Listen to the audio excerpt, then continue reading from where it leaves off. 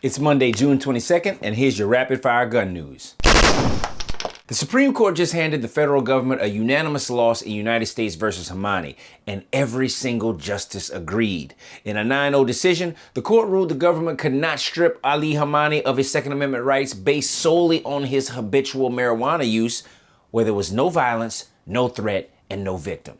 The ruling forces the government to prove that a specific individual must pose a genuine physical danger before taking away their gun rights. Broad claims that an entire category of people are dangerous is no longer enough.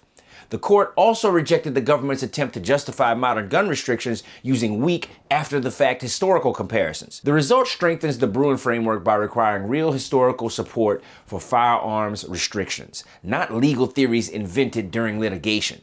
The implications extend far beyond marijuana users, potentially impacting other federal prohibited person categories built on similar legal foundations. Bottom line, the court made it harder for the federal government to disarm Americans based on broad classifications and thin evidence, handing Second Amendment advocates a unanimous precedent that will be cited in courts nationwide.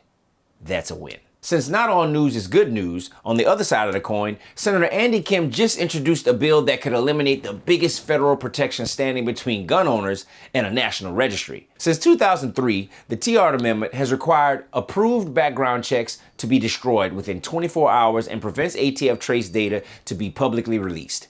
Kim's legislation would repeal both protections. According to the article, this means the federal government could indefinitely retain records tied to lawful firearm purchases. Kim argues this measure is about public safety, but critics say it creates the infrastructure for a national registry that Congress explicitly prohibited in 1986. The article also notes that the TR Amendment was originally enacted after concerns that the ATF trace data was being used in lawsuits against firearm manufacturers.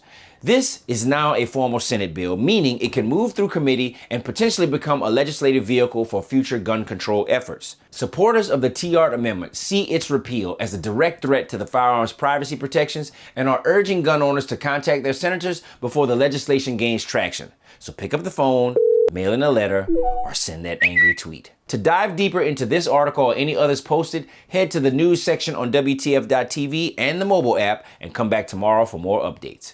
Stay armed and stay informed.